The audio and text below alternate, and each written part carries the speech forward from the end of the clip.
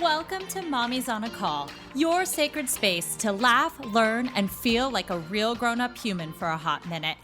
I'm Stephanie Uchima Carney, a mom of 3 under 6, serial entrepreneur, business strategist, and donut connoisseur, just trying to get through the day one cold cup of coffee at a time. I believe that with more intention, a positive mindset, and self-care, it is possible to thrive in motherhood, business, and life. My mission is to uncover the daily rituals, life lessons, real-life tactics, and favorite tools to inspire and empower you, mommy, to get the most out of life every single unpredictable day. So grab your headphones, tell your kids you're on the potty, and tune in weekly for some laughs, knowledge bombs, and plenty of real talk with real moms, and maybe a dad or two. Welcome to the Mommy Pod. Welcome back to Mommy's on a Call. Today, I'm excited to bring to you Thain Gioia.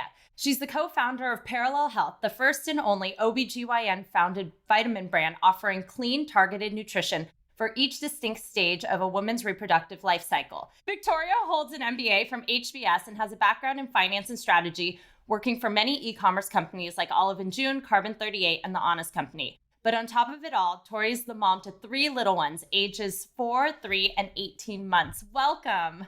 Hi, thank you for having me. Happy to have you. So to start off, I want to ask, what's your biggest mom win of the week? Ooh, my biggest mom win of the week.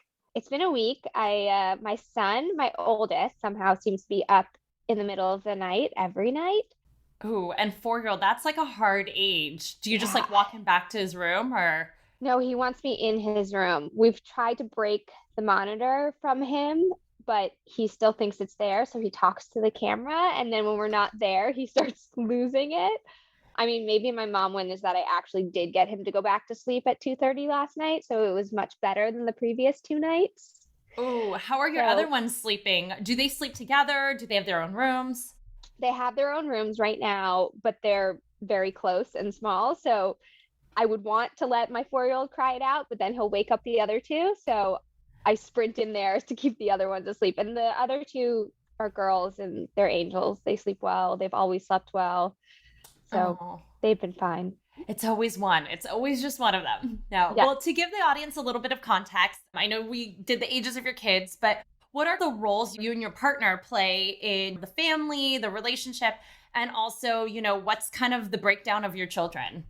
Okay, so my husband might kill me for saying this, but I do all the things and he plays with the kids. And I organize their classes and schools and paperwork and doctors and all of that. I feel like this is a thing for most working moms these days where you're still carrying the burden of kind of taking care of all the kids, even though you also have a full-time job, just like your partner. So I don't know. I've definitely not navigated dividing and conquering well, but then I also think I'm a little bit of a control freak. So I don't let him take the kids to the doctor's appointments because I'm like, well, you won't ask the right questions. I need to be there.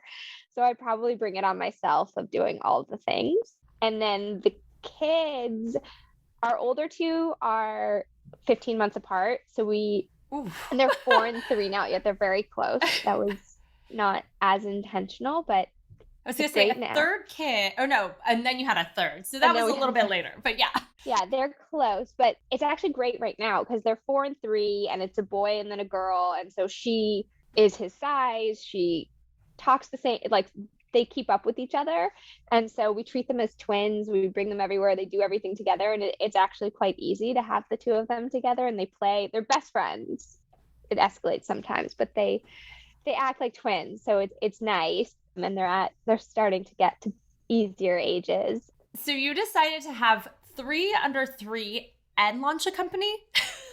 Yes. I mean, decisions might be loose there. Although I don't know. I'm one of 4 and I always wanted to have a lot of kids and my siblings and I are close in age. And so we wanted to have the kids close in age. And I think with our first, we got pregnant when our oldest was 6 months old. And I feel like it's a little bit before like, oh, wow.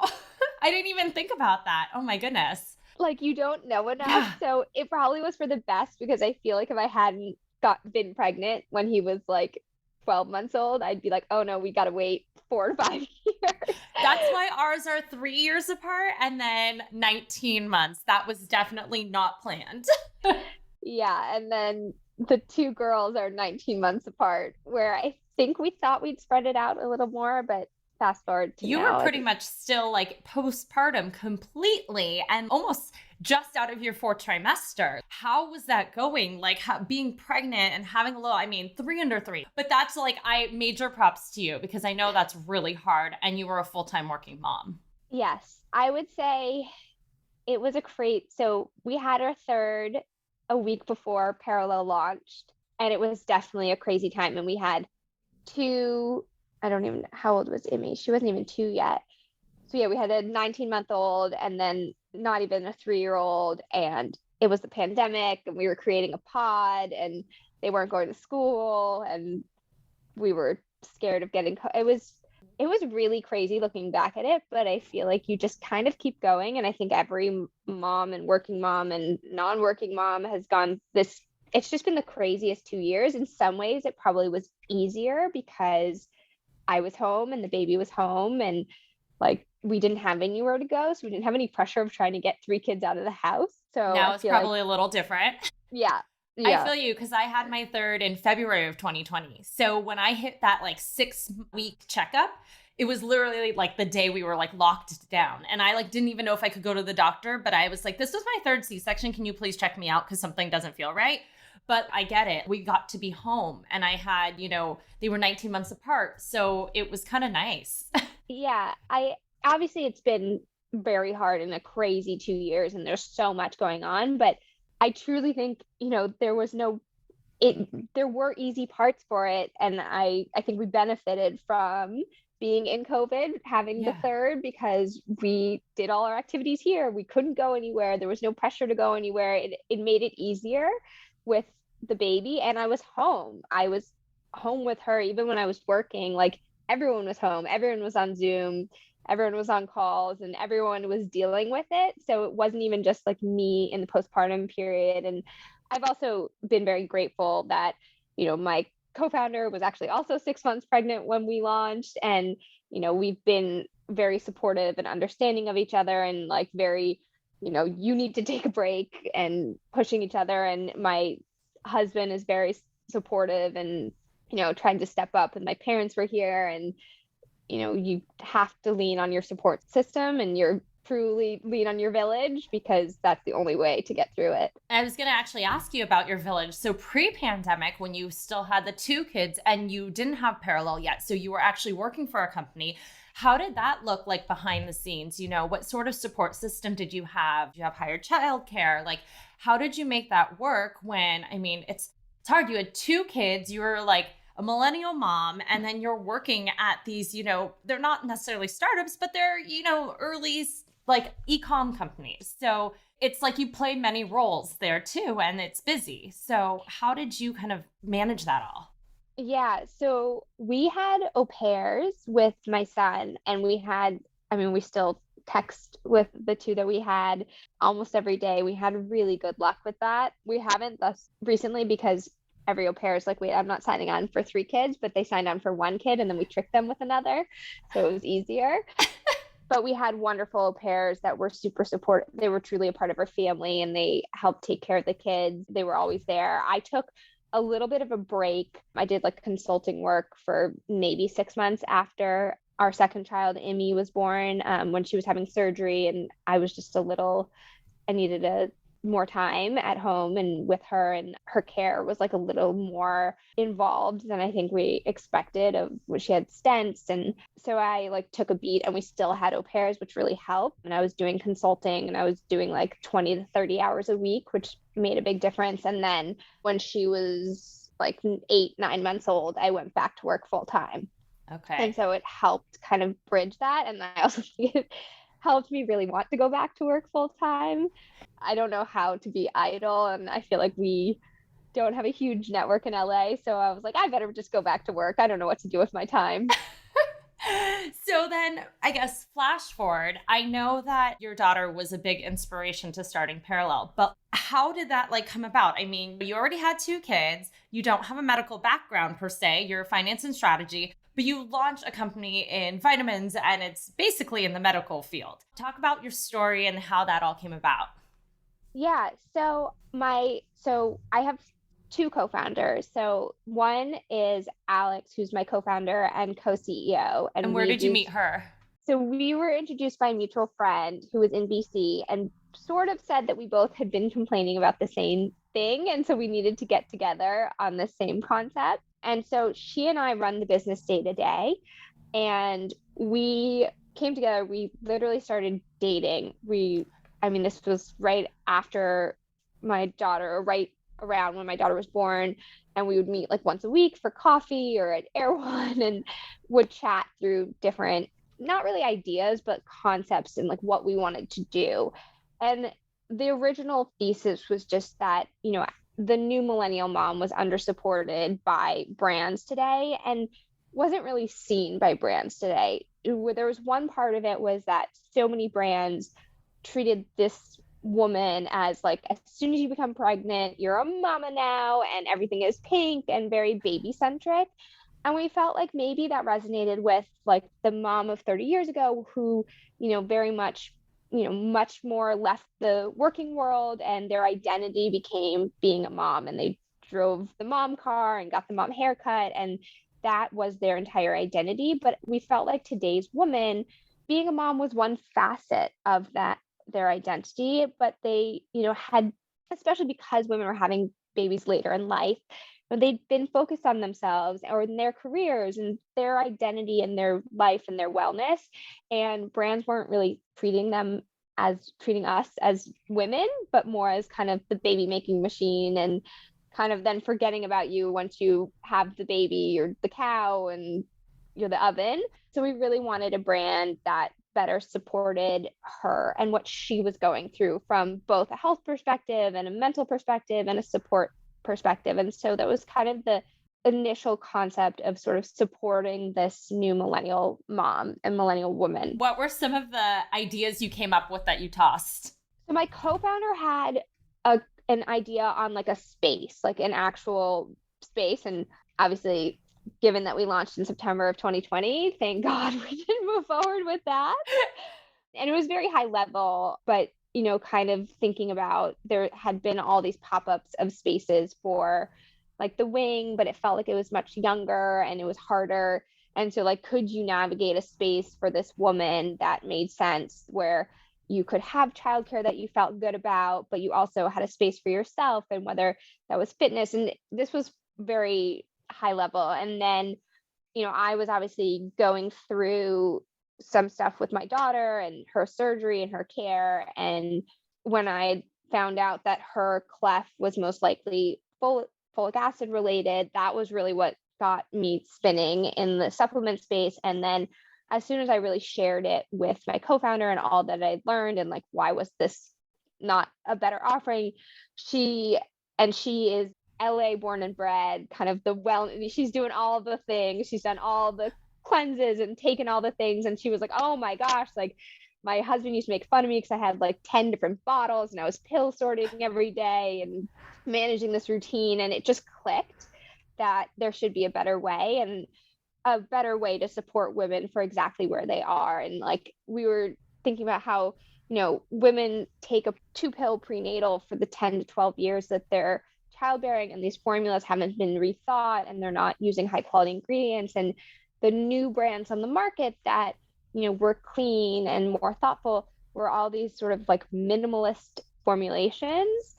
And so like that didn't make sense either. And it also wasn't really thinking through timing, because I was learning so much, and, Alex was bringing so much that she had learned. And like in my later stages of pregnancy, my doctor had been like, you should take magnesium to help you sleep and with leg cramps. And Yeah, I used to I only learned about that from a chiropractor because I went because my baby was breech and she gave me magnesium. I was like, what's this for? And she's like, oh, here's some cream, rub it on your leg for cramps and then take some of it to help sleep and all of that. I was like, oh, okay. But I never would have done that normally. Yeah, and there are so many better ways to support you through your pregnancy, and whether it was on the fertility side and the early days of pregnancy and all the way through. And we had pieces of this, but no one was kind of helping this woman. And we were also thinking of how much that this woman is going through at that time and what she's trying to figure out and what she's doing in her life. I had a conversation with a girlfriend of mine when I was coming up with the concept, and she was like, this is just what you need, when you want things to be spoon fed to you. You want someone to tell you what you should take. And so we knew we were onto something. It really resonated with us. We were super excited about it. But then going back to your comment. Yeah, but then how do you do it? Because it's your finance, she's branding, which is great, but you need a quality product. We can't do this. And if we did this, it would just be another brand on the market that was making something because they liked it, but not really super thoughtful and credible. And that was what we struggled with from, where we'd worked and brands that we saw and brands that we tried. Why did you trust this brand? And so we knew, who do you trust the most? And we did this big survey. It was your doctor. Everyone turns to their doctor. And so we knew that's where we wanted to anchor and who needed to be creating these formulations. And so we brought on our medical co-founder, from the very beginning, and we brought her the concept and brought her the deck that we'd put together in PowerPoint that was looking back now so janky, and asked her to come aboard and help us recreate these formulations from the ground up.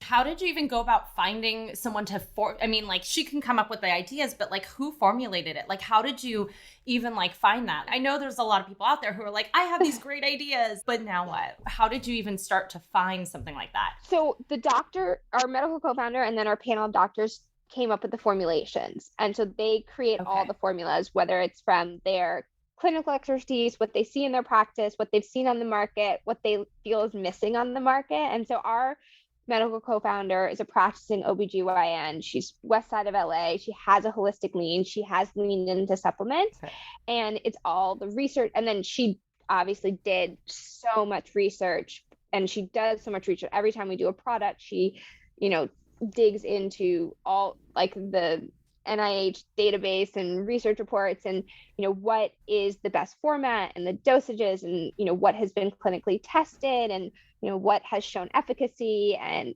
what is on the market and what does she see in her patients and what's always lacking.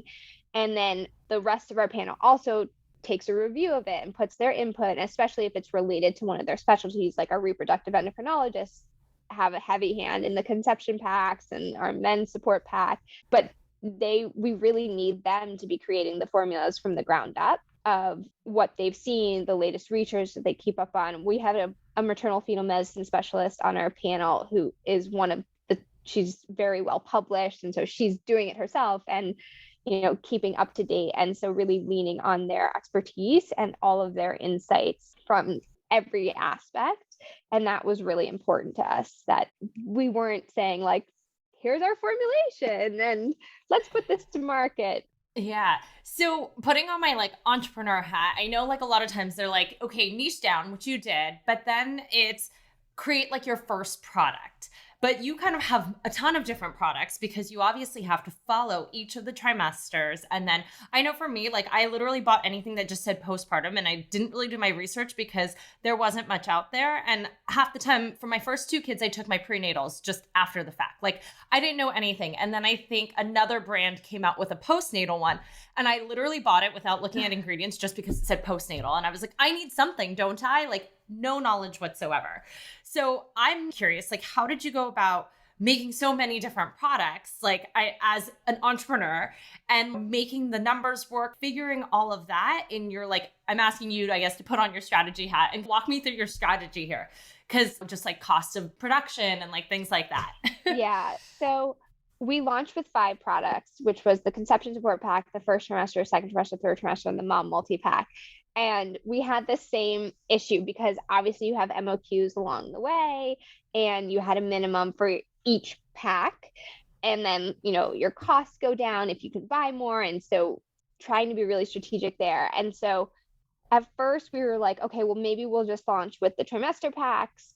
But then we couldn't do that because we were like, well, the conception pack, like you lose the story and you lose the concept. And then we were like, well, we can't launch without the mom pack. And both my co-founder and I were pregnant at the time. We were like, well, no, like that's the most important one of supporting the new mom. And like life is blowing up right now. Like we both needed that stress support. So we're like, no, that one is definitely on the roadmap. And so we tried to cut it down for that very reason, but we kept coming back to like, it would do us a disservice as a brand and how we can explain to our women what we're doing and how, we were really creating these targeted packs for exactly where you are and like following your journey. Plus, if you keep them along the journey, you keep them as a customer. Customer retention is like one of the most important things. It's expensive to acquire customers. Yes, exactly. So we're going to acquire that customer. We can't lose her at month 9. Like we have to keep her going. Right. And so when we launched, we worked with a supplier that was more of a turnkey supplier. And, it was the right decision at the time. We also obviously were launching in 2020. And so a lot of the suppliers that we'd been talking to and really excited about stopped taking new customers in, March, April of 2020, and everything shifted. And there was some hiccups along the way, given that we also entered a global pandemic right as we were going forward with this. And so we did find one supplier who was a great partner, and they did kind of a turnkey, we got the finished good from them. And so we didn't have to manage the supply chain, but obviously that cost a lot more. It was the right decision, again, at the time, what was going on, and to get the product to market when we wanted to. We felt like this put pressure to bring this to market as soon as possible. Once we had this formulation and we had this incredible team, some of the competitive advantages being that first mover and coming to market. And then, immediately from day one of launch, we spent the next 6 months breaking apart our supply chain, so that we could manage it ourselves and bring costs down, like literally cut the cost in half, because we also wanted our price point to be reasonable and make sense in the market, be under $50. And so our first batch did not give us very good margins. And so we worked really hard so that we'd have a better business going forward. Did you take the vitamins during your pregnancy? Yes. So I guess I did have the first official Perelel baby. Okay. My daughter was born 3 weeks early, so it wasn't exactly time that she was going to come a week before launch, but she did. And she was the first official Perelel baby, which was kind of exciting. And then my co-founder had her second, like 3.5 months later. Wow. And so now putting on my supplement wellness hat, I'm curious, what are the most important, supplements or vitamins or nutrients we need postpartum? Because again, I didn't read the labels, but I figured they have to be different than when you're building the baby, after the fact. So I am curious, what are the biggest things that shifted from taking a prenatal to postnatal? What are those ingredients that we should be looking for, and what are they good for? Well, so in our mom multi-support pack, we formulate it for immediately postpartum and then for, the next 2 to 3 years. And so a lot of it's focused on the woman. And so, you still need high levels of iron. And I think what's interesting is some of the postnatal products drop down your iron levels, but immediately postpartum, you've lost, we've all had babies, you've lost a lot of blood, and you continue to lose blood for the month after. It's a really fun period. Oh God, I didn't really mean to make a huge pun there, but it is a huge period of time, and a period. Sometimes, when I got my period back, I felt like I was a teenager again. And my husband was like, "What's wrong with you? Haven't you done this before?" I'm like, "I don't understand. It's just different." It's and I was actually iron deficient through my pregnancy, and I couldn't keep it up. And then afterwards, I did a really cool breast milk testing thing, and my breast milk was low in iron too. So because I was iron deficient. Exactly. And so you are depleted after giving birth, and your body, you're going to provide all the nutrients you need for your baby. It's just going to suck it out of you. Literally. No pun intended. Yeah. Oh my gosh, really. You're on a roll today. The lack of sleep is really hitting me here. But so iron and keeping those levels up. And then if you are breastfeeding, you really need that omega, your DHA. We have an omega that has both DHA and EPA, because they actually work together for absorption. And so a lot of brands just use DHA because that's what it says you need. But EPA helps for DHA metabolism. So your body can actually use it and process it and pass it along to your baby. But also EPA is really helpful for emotional balance. And so I would actually say so we had EPA, which helps with the DHA. So you're giving that to your baby, but also for you and for emotional balance postpartum and helping with that. And then we have a stress support blend in there because, again, it's like the emotional balance. And then there's a beauty blend, which is really collagen based for skin elasticity. So again, like going back to our original concept, it was kind of support this woman and what she's going through, and like her body is pulling itself back together. And so the nutrients to support her through that. And I honestly felt the best I've ever felt postpartum for that like 12 week period emotionally, despite launching a business, despite living in a global pandemic, taking all of this every day. And I don't know, I'm maybe hawking my products too much, but I swear, like with my second, and there was a lot going on, but like I really struggled postpartum emotionally with anxiety and a lot of postpartum anxiety. But I felt more centered taking all of this. And I think it's just crazy that you don't support the woman of what she's gone through. And it's not just about breastfeeding. Like it is obviously you want the DHA and, it's a healthy baby. But that's really, I felt like that's what they focused on, at least with my first, because I had my first almost 7 years ago. And so when you have your baby, it's all about like, oh, either nursing or producing, the correct whatever. And if you can't nurse, then it's like, okay, well, mom, just make sure that you can take care of your baby. Yeah. It was never like, take care of yourself. Like I didn't learn that until like I hit rock bottom and felt depleted.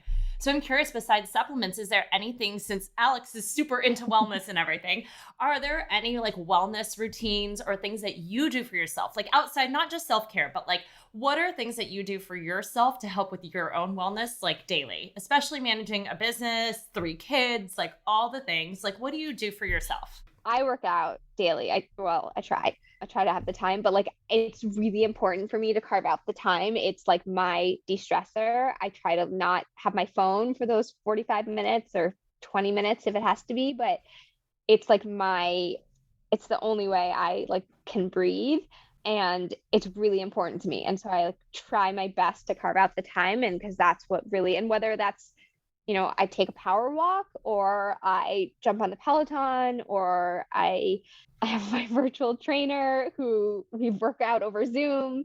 And that's probably my favorite because we basically just chat and she makes me do jump squats while we're chatting about books we're reading. But that is like my non-negotiable thing I need to be doing because it's the only thing that I think keeps me sane, and it feels like I'm doing it for myself and like it's my de-stressor, and it's really important to my mental health, I think. Yes. What are you, a morning person or evening person? I want to say I'm a morning person and I swear I am, but you had kids, so I get it. And then like what does your morning look like? What time do you usually wake up? How do you fit things in? So a couple of days a week I try to wake up at 5:45 so I can work out in the morning before the kids get up and before work. And I always feel better if I do it then. And it always works better in my day if I do it then. So like, I always want to be doing that, but whether it's been daylight savings or my son up in the middle of the night, it's been very tough this week. So it has not happened, but that's like my ideal morning, just because then I've gotten it in. I like feel good about starting the day. It doesn't feel as stressed that I'm rushing to fit it in. And then the kids all get up and we're getting them breakfast and making coffee. We let our kids watch cartoons in the morning. Honestly, it's so that I can make breakfast and the nanny can arrive and we can like transition. It's a selfish screen time so that things can move smoothly. No need to apologize for anything. No. I always say it's like survival. Yeah. So like you need to do what you need to do to survive. Trust me, like tonight, I have a meeting and my husband has to pick up my son at soccer practice and he's like, put them in front of a movie for like 20 minutes and go on your Zoom call. I'm like, okay. I mean, it's survival. You just gotta do what you gotta do to get through it. And then I feel like you're like on a Sunday afternoon too. I'm like, they need to watch a little bit of cartoons. Like I need to respond to a few emails or I want to make dinner. And then like we can enjoy the time after, but like I need a break. And So do you like leave the house to work? Like, do you have an office for Perelel or do you work at home? so right now our office is in my back house, and Okay. which is like, I'm very grateful. I have no commute. It's very convenient. There are times where I would like to leave the house and separate myself. For the most part, my kids respect that I'm in my office for the most part, but you can still kind of hear them. But our team comes here. So it's a double-edged sword. It's very nice. I don't have a commute. Like, I don't hit the traffic that my co-founder hits, and I don't have to deal with any of that. But then there are times where I'm like, I would like to leave. So we are. And does your husband leave the house or does he also work from home? No, he is starting to, but he's been from home since, March of 20, the last literally 2 years now, looking at the date.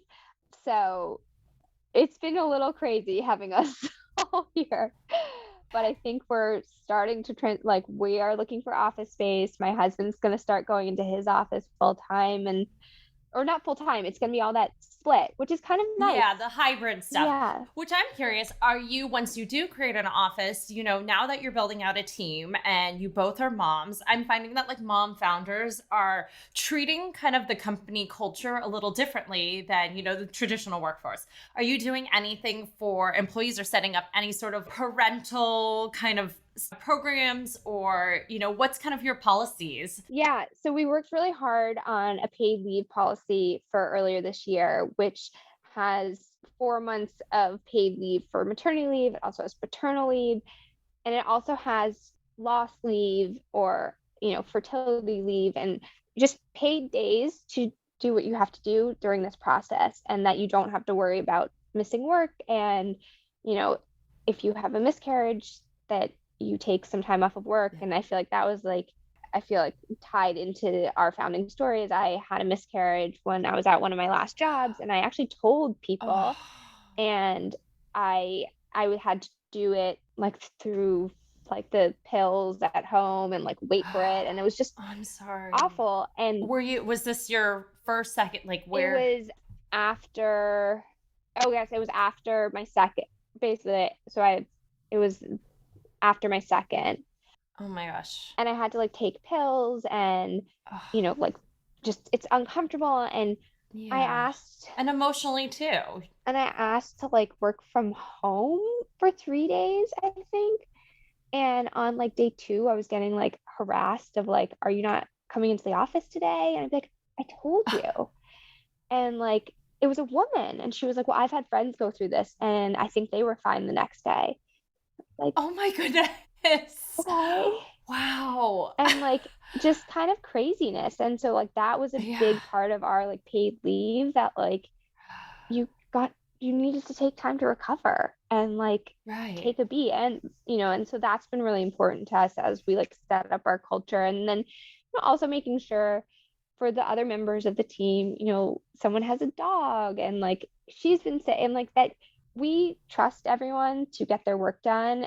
But everyone has a work life and a work-life balance and other things. And that if like we allow people to feel like they have the space to take care of what's important to them and then come back, they're always going to do better work and be part of the team and feel supported. And if we are creating a brand to support women outside, like, we need to support them internally. Support women inside. And so that's been really important to us. And we even have someone who's doing school at night, and like one day it starts earlier, so she worked from home that day, and she kind of takes a break in the middle of the day to do her school on, then comes back on. And just allowing people the flexibility to take care of what is important to them. I think that's also the blessing of the pandemic, is it showed that people can do work at home and how that all works. I mean, I quit basically my corporate life because after I had my kid, like 1 year into it, we got a new boss, and she was just like, if I don't see you in your desk from like 8 to 6, how do I know you're working? And it's like, wait, can I have flexible hours? Like, I would have to leave, because what nanny works more than 10 hours in a day? Yeah. So like, if I'm working 8 to 6, a nanny or childcare, like, where's the childcare? Like, would I drop my kid off at 7 a.m. and pick them up at 7 p.m.? Like, what life is that? And so I'm like, no, that's not going to work. Like, I can do work at home. Like, I can bring my kid home and then work after bed. Like, it was just so interesting. But again, it comes from a different generation of person. And so I love what you guys are doing. And I love that you're supporting the mom and the woman, because I feel like every time, you're pregnant, it's always just about the baby. You're having your first kid. It's never like, oh, mommy, it's about the baby. Like, is it, boy or girl? Is it blah, blah, blah? Like everything is always about the baby. So I love what you guys are doing. So what's the future of Perelel right now? What are you guys working on? We're working on a lot of new products to support women, both in the motherhood journey, but also outside of that. That's been a big push for us. We launched our first product. That's our Women's Daily Vitamin Trio in January. I'm going to have to try that, by the way. It's really great. My co-founder and I are obsessed with it. It doesn't have iron, so it's much, iron can be hard to take, and, you can't take it on an empty stomach. It's very constipating. Yeah.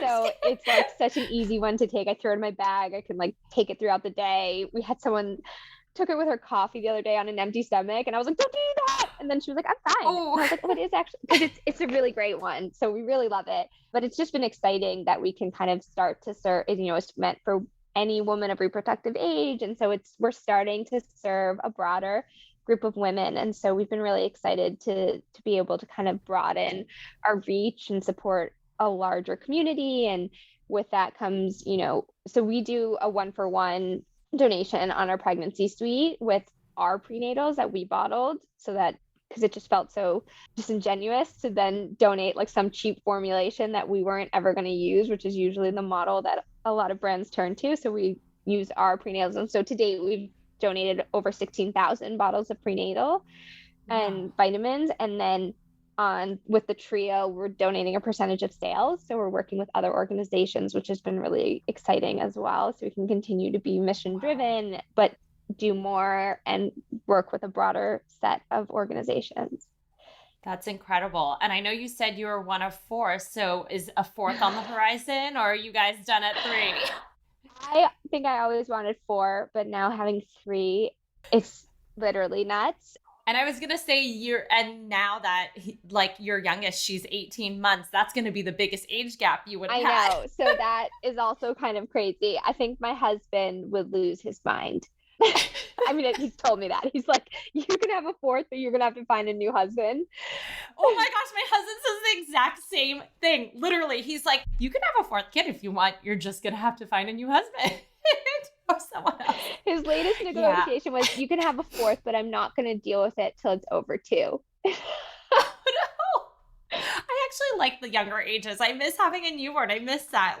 She just turned 2 and she's a full-on person now. And I'm like, what is going on? I miss the baby. Yeah, I think that's probably what's going on with me, where ours is just, she's 18 months now and she's not a baby anymore. And I'm like, oh, I missed it. Oh, well, that's so exciting. It's awesome to hear everything you've done. And in such a short amount of time, too. I mean, launching in September 2020, that's crazy. It's been not even a year and a half, or basically a year and a half. So congratulations on all of that. So to wrap things up, I wanted to ask, what do you think is your mom's superpower that you gained once you became a mom that makes you better at either business or life? It's multitasking, or being able to, I feel like prior to being a mom, I always felt busy or overwhelmed. And now I feel like you're just doing it. You just get things done. Moms just know how to I always want to hire a mom. They get things done in a short amount of time. They figure it out and they just handle things. That's why the whole motherhood on the resume thing was awesome, because of course it's you don't have to have worked at a job. You could have been a mom for the last 5 years, and trust me, you probably got more accomplished. You're better at multitasking. You're better at organization and just getting stuff done. All right, give it to my mom. I love that. So where can we find you online? So I'm on Instagram and my handle, I think, is Bat26. It's my maiden name initials, I guess. BAT26, and at Perelel Health is our Perelel handle. And you can follow us along to see what we're doing and see our community, and our content is all driven by doctors. So it's always supposed to be very supportive and helpful to whatever a woman's going through. Well, thank you so much, Victoria, for joining today. I really appreciate you sharing your story and all of that goodness. Thank you so much for having me. This is a great conversation. Thank you so much for listening to this episode of Mommy's on a Call. Your support means the absolute world to me. You can find the show notes for this episode and other goodies over at mommysonacall.com. And if you enjoyed this episode or have gotten value from the podcast, I would be so grateful if you could head on over to Apple Podcasts and leave a rating and review so that we can reach and empower more moms all over the world together. Thank you so much again, Mommy Pod, and I will see you here next time.